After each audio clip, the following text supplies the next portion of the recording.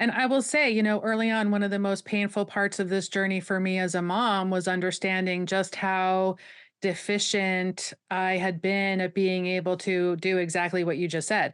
I didn't know how to cope with my own negative emotions, so I was not able to help my daughter learn how to cope with hers. Mm. And so this is a pattern. This is how patterns repeat.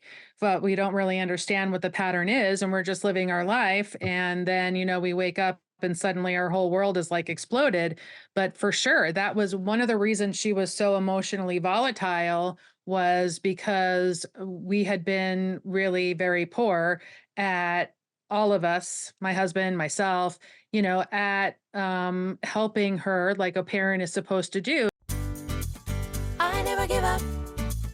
I never give up. I never give up. Turn around. Hi, folks. Welcome back to Neff Inspiration, my show on YouTube and as a podcast with me, your host, Stephan, Neff.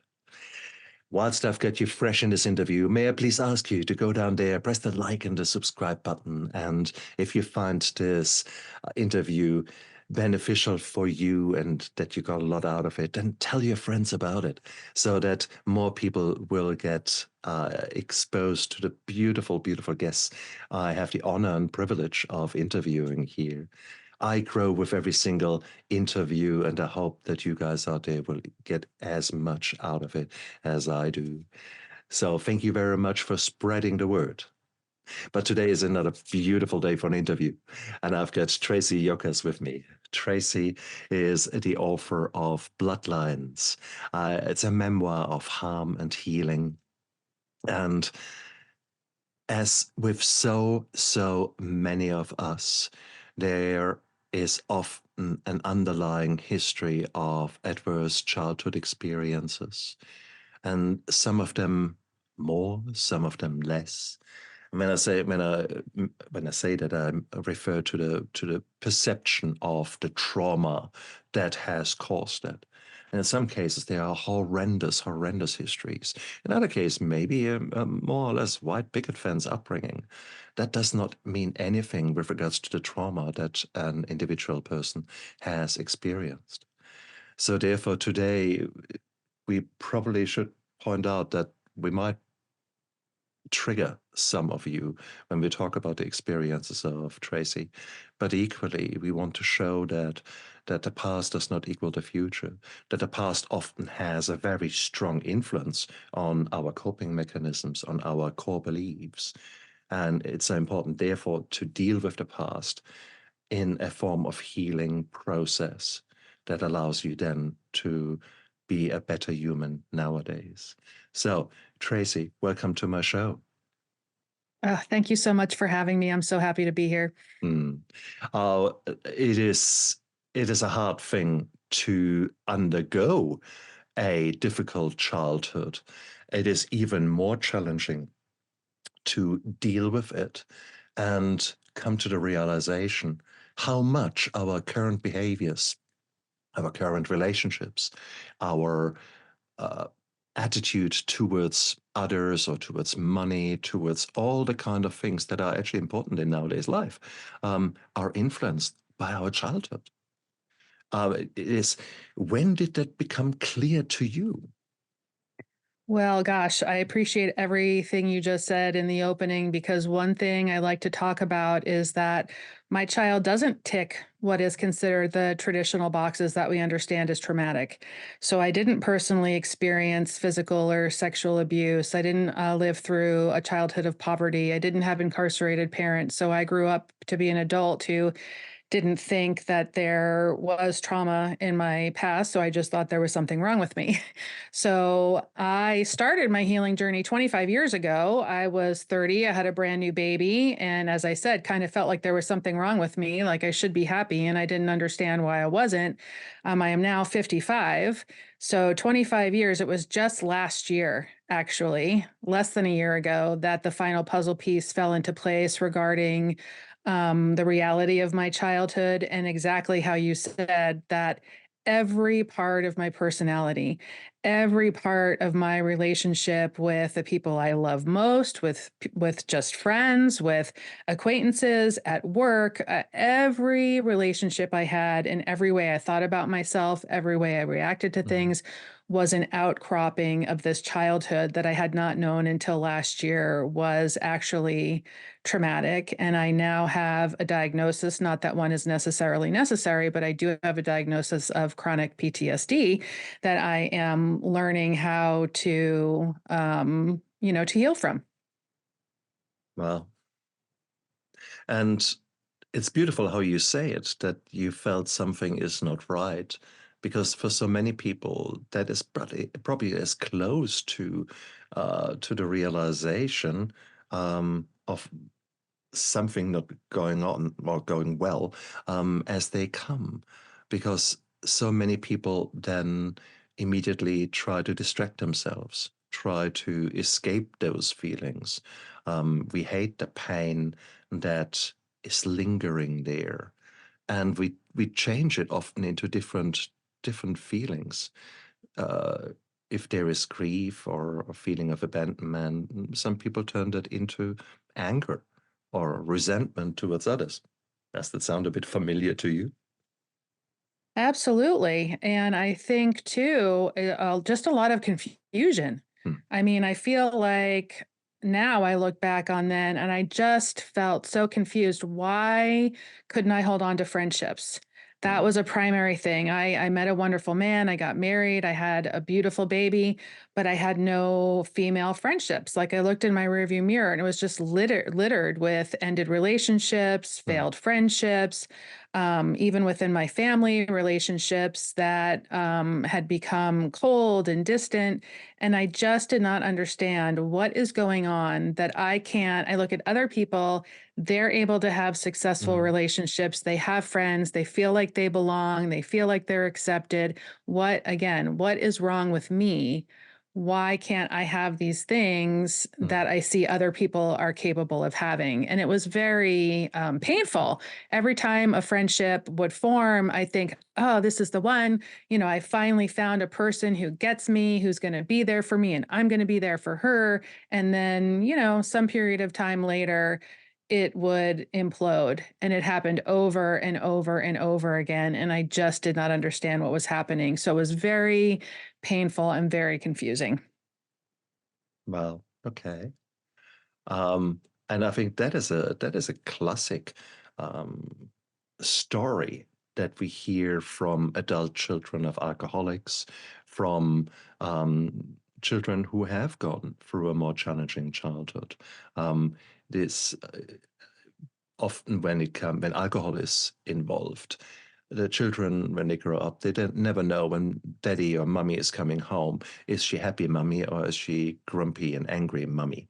Therefore, they pull back. They experience so many broken promises so many times that mummy and daddy are not there for them, and therefore they automatically accept it as um, a normal state and expect subconsciously in their core beliefs also the same to happen in the future. And often enough, this becomes a vicious cycle, because they actually subconsciously perform actions that push others away, and there is often no good outcome to new relationships. So we know it from children of alcoholics or similar situations. You, however, state, well, hang on, there was actually nothing there. Or was there? Yeah, exactly. And it was in the writing of my book, which took me over 10 years to really put together. I was writing and writing and writing and rewriting and not understanding why I couldn't. Like people were reading it going, there's something that doesn't connect here. We don't understand, what, like you're talking about your childhood, but it's not making sense in a way. What is going on? And I just thought I'm a crappy writer. Like I don't know how to write, And so 10 years later, now I understand that I didn't have and it's not that I don't have vocabulary. So when I say I don't have words, I don't mean, literally I don't have words. I mean, in the formulation of going all the way back to like when I was in my mother's womb and then being raised in this environment that was suboptimal and having a lot of neglect and rejection in my childhood, that prevented me from being able to look at these experiences in a way as an adult that I could make sense of. And so it was in actually the struggling to write the book to find the words, because silence is another thing. I'm sure you've talked about silence in the family is a big thing that perpetuates the trauma because nobody's talking about anything that happened. So you're maybe being neglected, you're being rejected. All of this is happening in silence. The parents have their own traumas that they aren't talking about that were handed down to them or that happened to them. My parents had a child after me that was stillborn, and this was never discussed. That's how they did it back then. Mm, So, in that void of silence, all of this unhealthy stuff comes to fruition. mm, So, it was, yes, in actually having to figure out how to articulate my real childhood in a way to tie all these things together that somebody else reading it would go, "Oh, yeah, now we get it." That it came to light. Again, like I said, just mm, last year, really, I was talking to my newest therapist. Yay, therapy. I love therapy.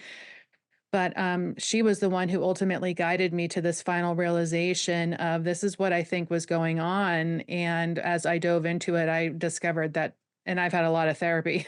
So it was shocking, but also a relief that it took so long to get to this point.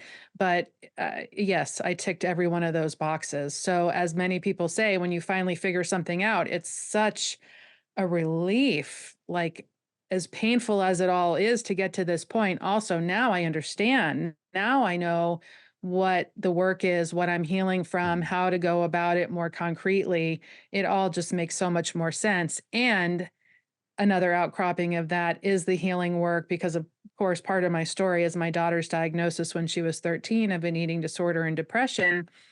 This work is healing all of my relationships, not just my relationship with myself. beautiful. And that's really, really hard. I mean, it is. Our life is full of trauma, and often enough, we somehow create mental abstracts that protect us from it, or we push it away and try to bury it somewhere deep in the recesses. But it's like a splinter that is sitting deep inside, and that's still festering, and that's still causing us pain and pus and infections sitting there. Well, the same is with some of our past experiences, and indeed the experiences of some of our ancestors.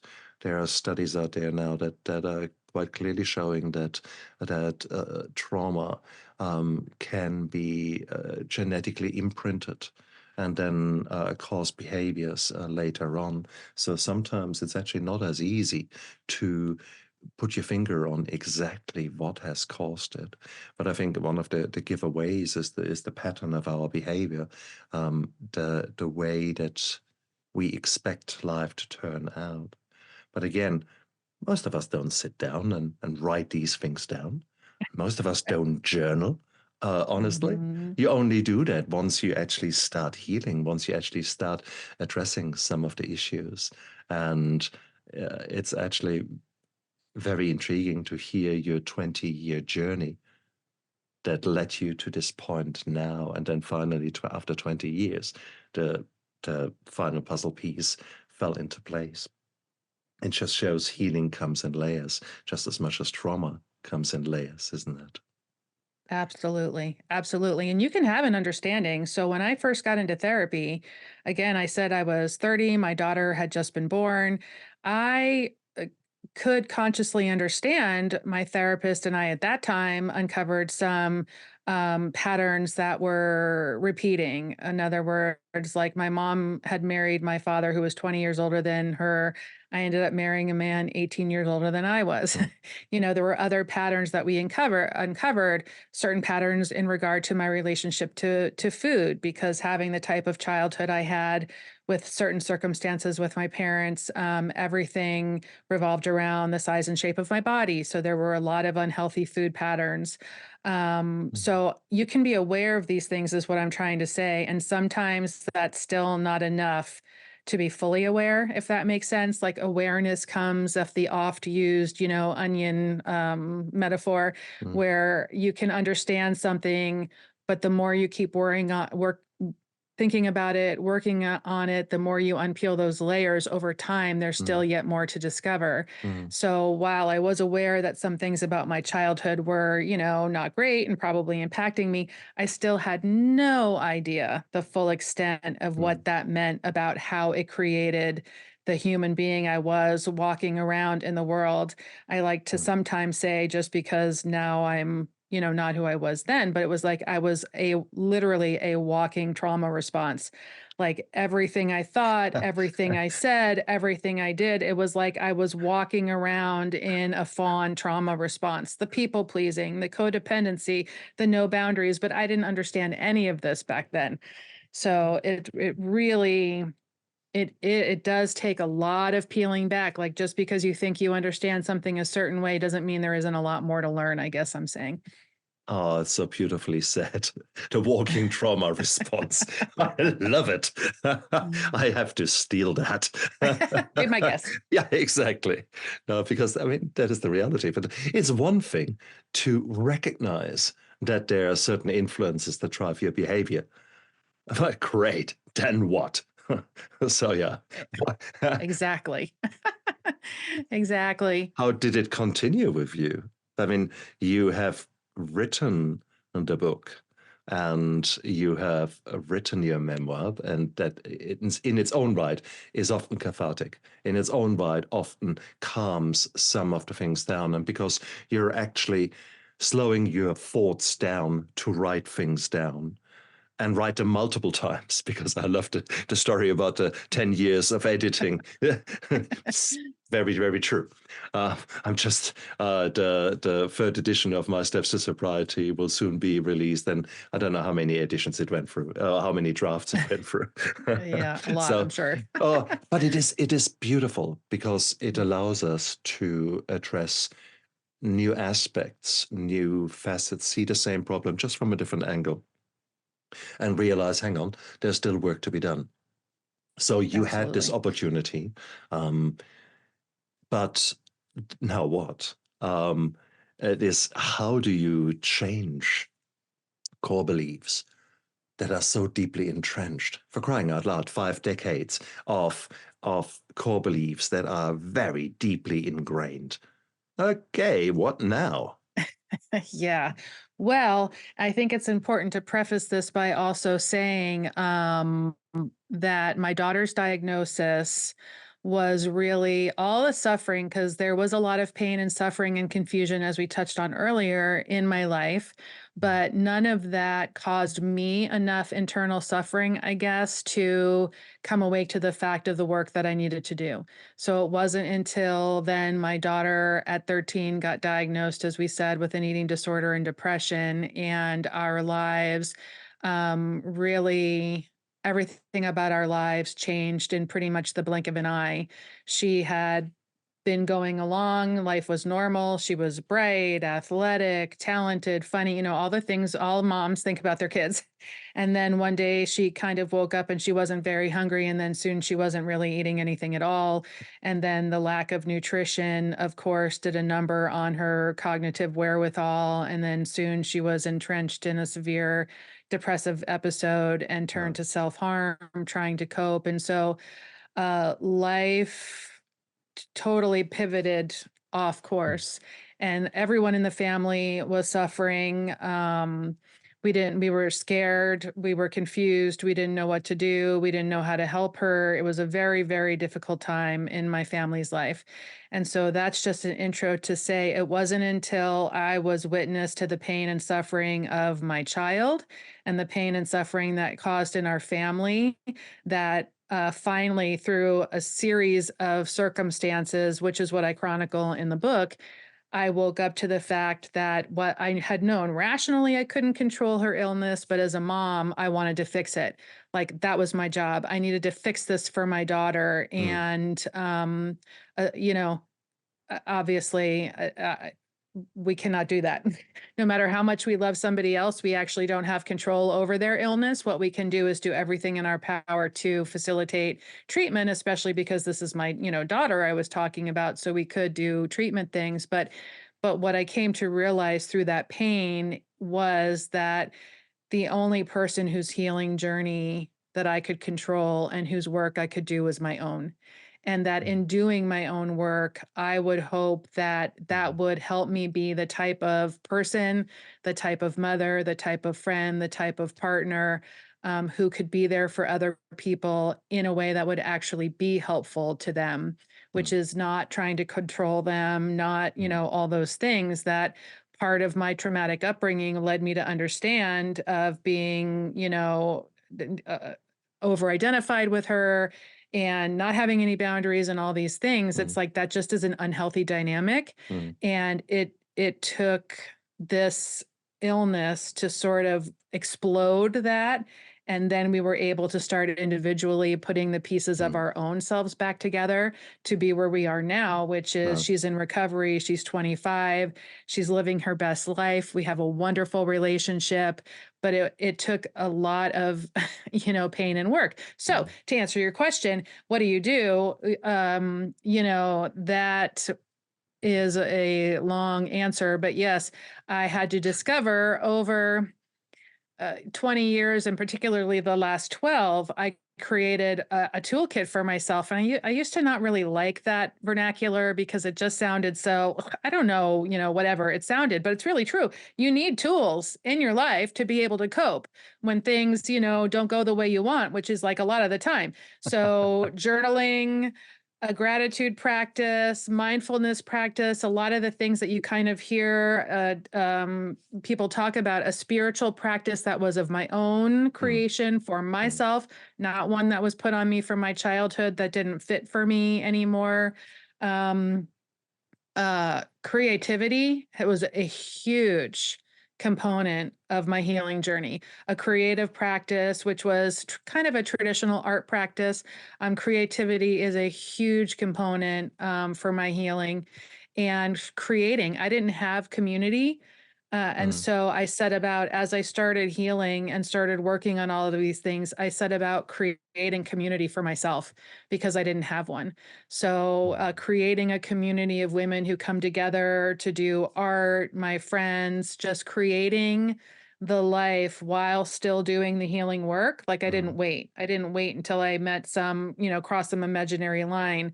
I am still in therapy all this time later. I'm still doing all these things, and I've created a community around me of people who support me and who I support in return. And that helps me continue my healing journey. Beautiful. Because the opposite to addiction, the opposite to mental health problems is often connection, and connection, a meaningful connection to people. Now, what intrigues me is obviously the change in your daughter's behavior and her suffering triggered you really. It was a catalyst for your own growth, for your own development, and often enough we need to hit such a situation. Some of us call it rock bottom, others call it severe life challenges, whatever it is, that triggered you to grow and learn and heal. But the problem of you healing is you're not an isolated person. You are also a daughter. What did your parents make out of all that? Because inevitably, I believe that really very, very few people wake up one morning and say, you know what? We're going to fuck up the kids royally today. No one does that. I think to give the generations before us the credit that they deserve, I believe many of them did what the best they could do with the knowledge they had and within the norms of the society in which they lived and in which they were brought up, which were very different compared with anything nowadays. So if I was maybe your dad and you are now saying, hey, you really messed me up, that would hurt me like a dagger in the heart, or better in the gut. Um, how did that story go? Well, I'm really glad you pointed that out because I do like to tell people that I've never had more compassion for my parents actually until I woke up to all of this stuff and how exactly like you said, they're also at the mercy of the generations that came before them. And so this was a complete surprise aspect of my healing journey was to have so much more compassion for my parents Mm, and what they experienced. My father lived through the Great Depression in the States, and he was also a World War II veteran.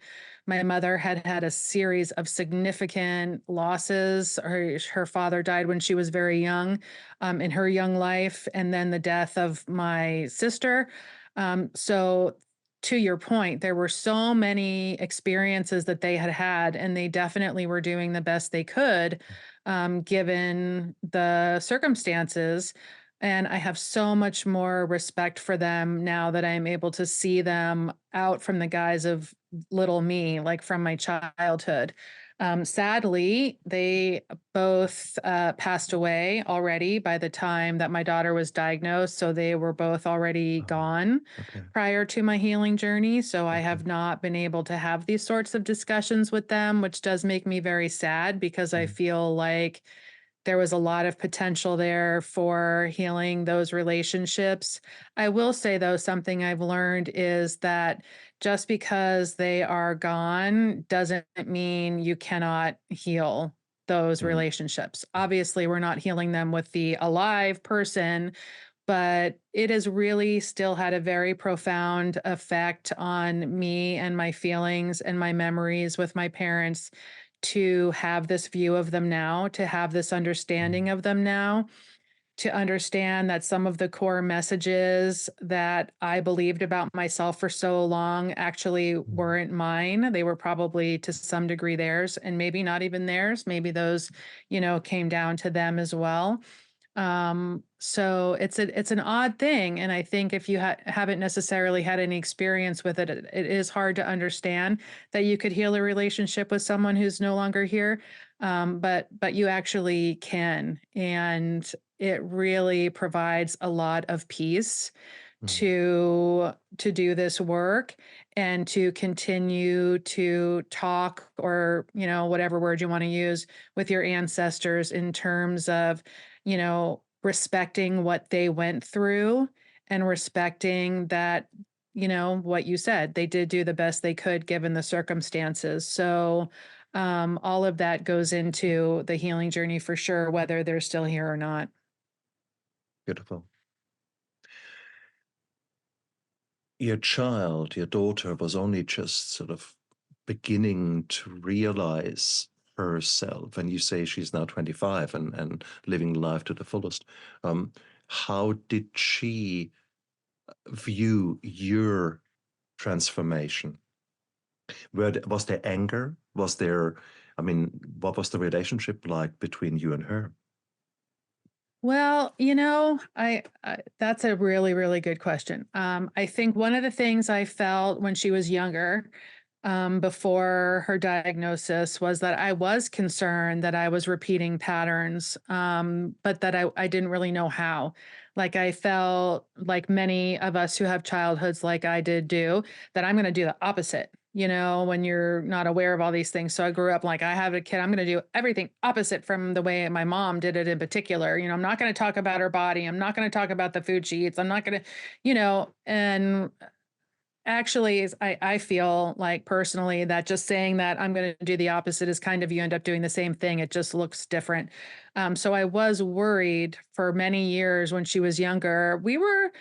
I felt like we were close most of the time, but I also felt like, God, I don't want us to turn out like my mom and I did. Like my Mm, mom and I, for my entire life until she passed away, had a very, very difficult relationship. And I did not feel close to her. I did not mm, understand that was then that was because had a childhood that was defined by, narcissistic rejection and neglect and these things that I now understand. So I just thought, we don't get along. We have this not great relationship. And I didn't want that for my daughter and I. And that was mm, actually one of the reasons early on that I got into therapy, even right after my daughter was born, was I was afraid that, we would end up like my mom and I did. mm.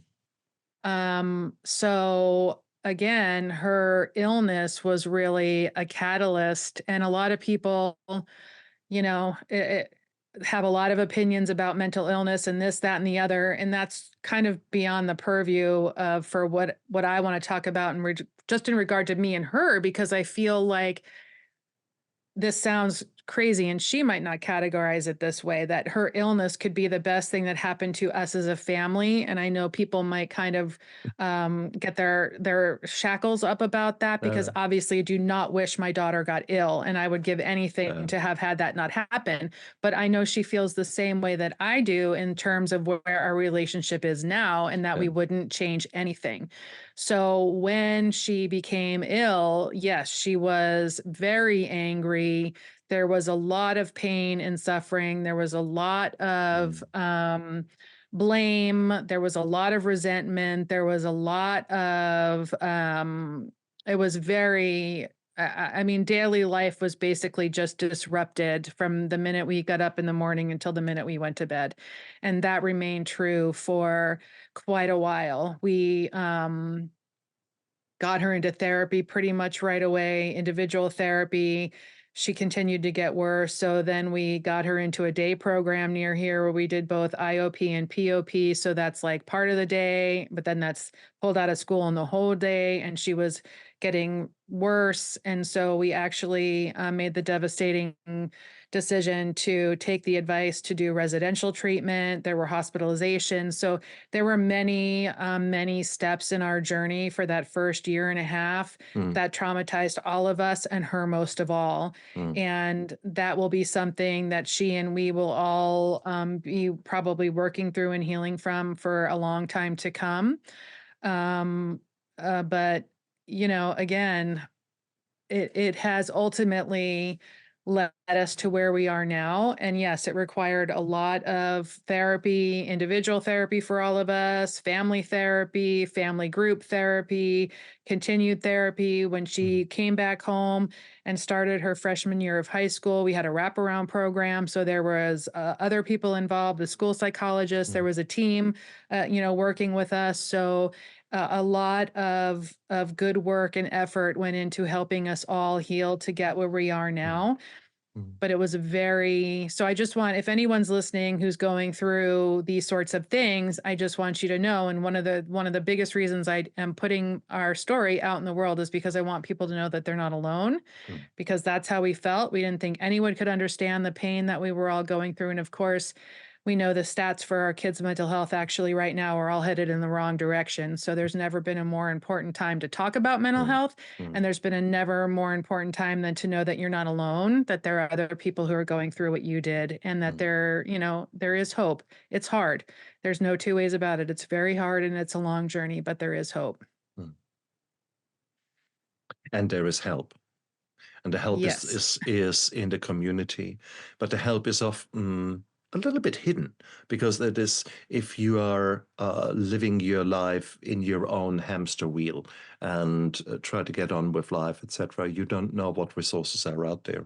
So therefore it's so important to actually uh, maintain a very good relationship with your GP, with your family physician, because these are the people who immediately know, okay, there are those and those and those resources around you, that you have no clue about.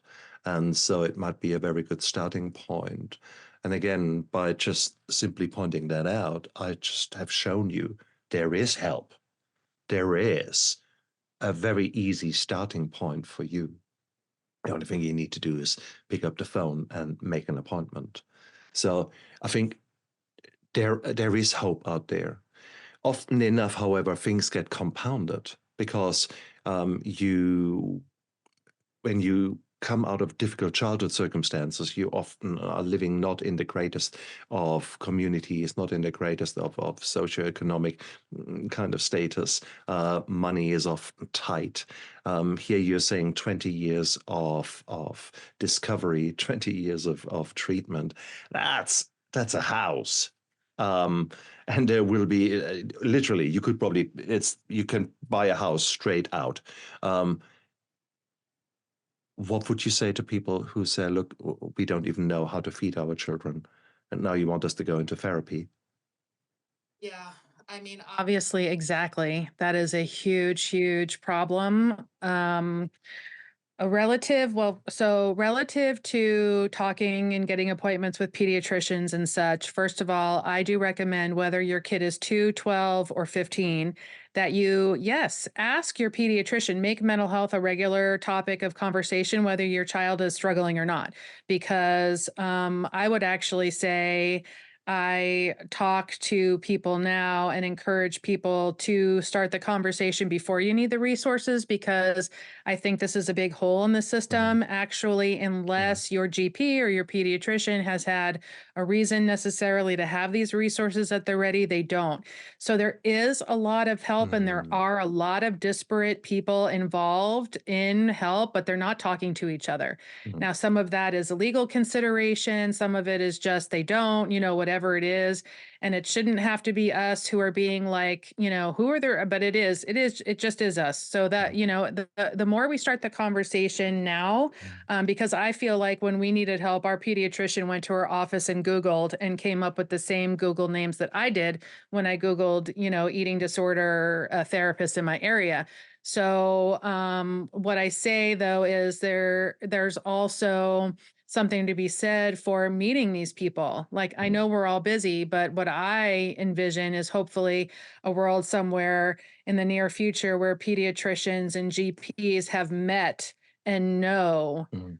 resources that they trust and Mhm. would go to themselves or would send their own children to. Mhm. Because if you don't think you would send your children there, you shouldn't be recommending that I send my child there. So that's one thing.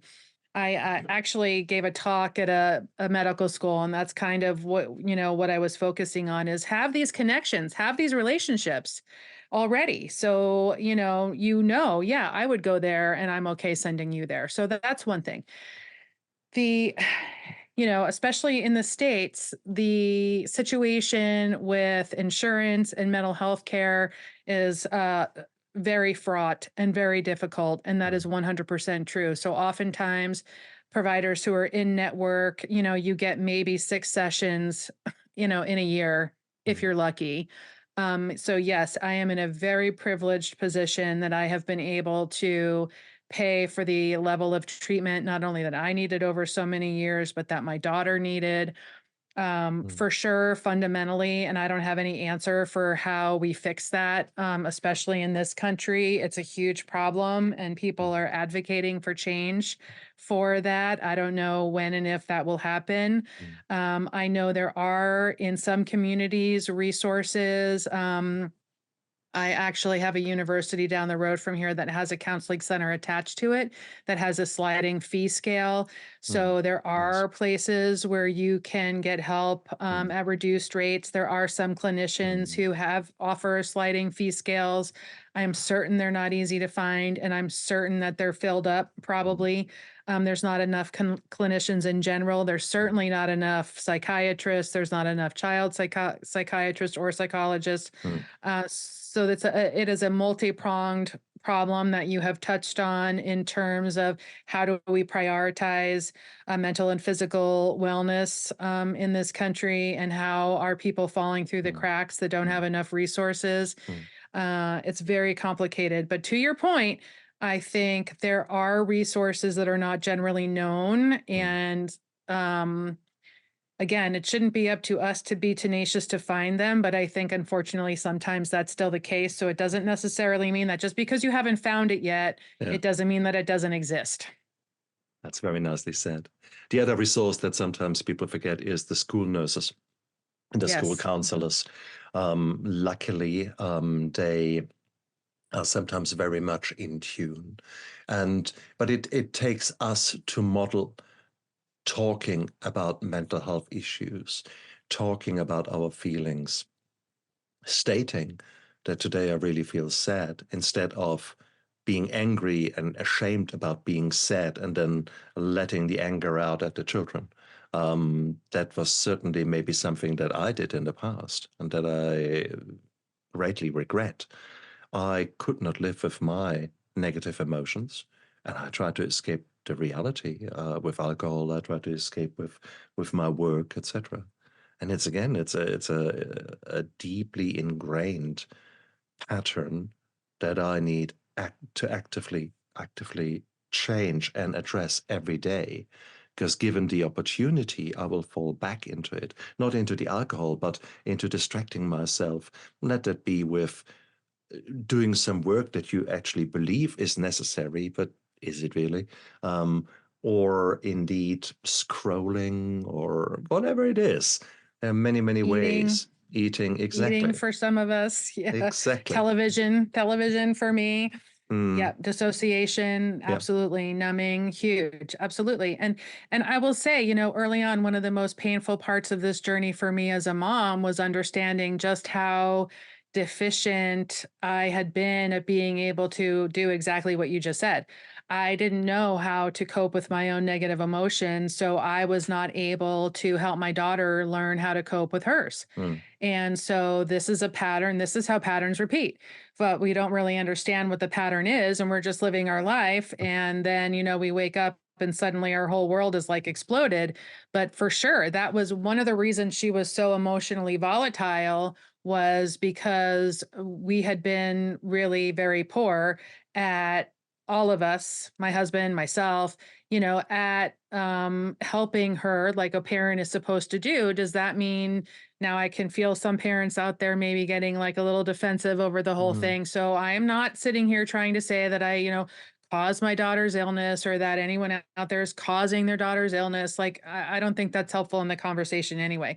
But what is mm, helpful is to be honest, to your point, is to be honest and know that there are certain things, because we're human beings, that we don't mm, do very well. mm, And certainly for sure, when it comes to hard emotions, if you were a kid whose parents told you if you got angry, you know, what do you think you have to be angry about? Or who are you, little miss? Or you just go up to your room until you get over yourself. Or, you know, my husband's has said Ah, in the past, you know, was a little more like aggressive because it was like a manly thing, you know, like get over your shit or whatever.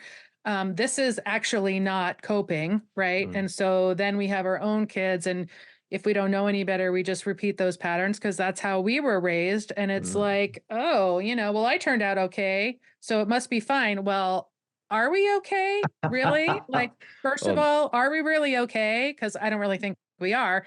And then we're just, you know, having our kids have the same exact experience. mm, And so does that always turn out to be a child who's diagnosed, you know, with a quote unquote traditional mental health diagnosis? No. But don't we want all our kids to be able to, you know, live more comfortably in their own skin? I mean, ideally, yes. And so mm, one of the first things I had to learn how to do, you know, the fancy word of dysregulation, that's what they call it when our kids get, you know, totally dysregulated. Their emotions are, you know, too big and off the chart. Was learn how to be able to be present to that without freaking out myself. mm, That freaking out myself came from how my big emotions were treated when I was young and had big emotions, mm, right? So I didn't know how to handle her big emotions because I couldn't handle my own, because my parents couldn't handle mine, and I'm certain that their parent, you know, couldn't handle theirs, mm. and on we go backwards. So so yes, I've just talked so much I forgot what your question was. No, But I mean, the point that's is, perfect. this is Yeah. how the patterns repeat, right? I mean, Mm, that's exactly how they repeat. And so it can be very painful at first to realize that you have somehow, you know, perpetuated something, or at least not helped your kids the way that you wish you could have. And these are painful things. This is what we bring into our own individual therapy. So we're, mm, again, dealing with it and not sloughing it off on other people or numbing it or whatever. And that is how patterns start to become, we have to be aware of them. That's how we become aware of them. And then that's mm, how we very slowly, one step at a time, one reaction at a time, wake up to creating enough pause, taking that deep breath, making that space where we can think, I'm going to make a different choice here. That is very hard to do for a long time, but the more you do it, the easier it gets. beautifully said. Wow, Tracy, what an interview. Please show us your book. and so that those people on YouTube at least can see it. Thank Bloodlines, you. There Tracey it is. Yokas, Yeah. Thank indeed, you so right. much. Absolutely. Um, wow, that went deep, our interview. And it certainly brought up some raw emotions, some guilt, some shame, some not nice emotions within me. Um, and that's okay. Whilst I don't like the emotions, I have learned to respect them and to allow them to be there and to nurture myself to actually say, okay, I'm not feeling shame and guilt now of having those emotions. I still feel shame and guilt with regards to maybe behaviors that or certain neglect towards my children. And again, this is my journey that I have to go through. And I'm to a degree grateful to you today that you've brought these things back up, because the sheer fact that they're there means that I actually haven't worked on them enough or haven't accepted them or dealt with them. And maybe it's just a reminder to go to your child, if it's still within reach, to actually give it a huge hug and just like that. Or if your child has moved on and is now living in a different town or a different country, get onto the bloody internet or onto the phone, send a video message of just saying, hey, I love you, and i'm I'm just thinking of you. I think you're great. I think, whatever you wish to say. I don't think we do that enough. And we have got opportunities every moment to make a change in our life. And I think you've triggered that with me today. So I'm for sure making contact with my two sons and just talk and just spend some time with them. Be there, be present, and be there and use my ears and my mouth in the appropriate ratio, i.e., 2 to 1. Be there to listen to what they have to say and just being present. I think that is the biggest gift that you can give your children and yourself, to actually heal and create new memories. And I think that is beautiful. We have got that privilege. Often enough, we are not aware of it, and we are too busy or in too much pain that we think, oh no, oh no, no, no. And there's been so much going on with our children. Um, I've made so many mistakes. They don't want me to be there. Lie, big lie. Okay. So guys, think about it. Don't feel too much, but if you think it's appropriate, if there's the slightest glimmer of hope, please pick up the phone or do a Zoom or whatever works. Well, Tracey, thank you so much for being a guest on my show. If people want to know more about you, where can they find you? Yes, thank you so much. Well, thank you for having me, and thank you for saying those final words. They're very beautiful, because I agree. I don't believe it's ever too late for love. It's Mm, never too late for love. So I can be found at www.traceyyokas.creates.com. So that's my name, TRACEYYOKAS, creates.com. So my website has all my information. There's information about the book. There's all kinds of stuff on there. So, and I'm happy to answer questions. I have a contact page mm. there. So if anyone has questions or comments, they should feel free to reach out to me at any time. Beautiful. Beautiful. Thank you very much for doing that and for providing an avenue for help and hope, so to speak. Thank you so Uh, much, Stephan. Guys, look down there into the description of the YouTube video and of the podcast, because Tracey's links are down there. Uh, check her out. The sheer fact that you are still here at the end of this interview means that there were some quite important topics that we touched upon. So, wow, I think we can make this world a better place by realizing the trauma that has been in our past, in our distant past, and by accepting that and modeling a different behavior, we can interrupt that cycle. And it's beautiful. We have got that power, but it takes time. It takes feelings. It takes emotions to come out, and it takes the willingness to accept the past and learn from it and move forward. Brilliant. Tracey, again, thank you so much. And you guys out Thank there, look after yourself and live with intention. Eh? Bye. I never give up. I never give up. I never give up. Turn around.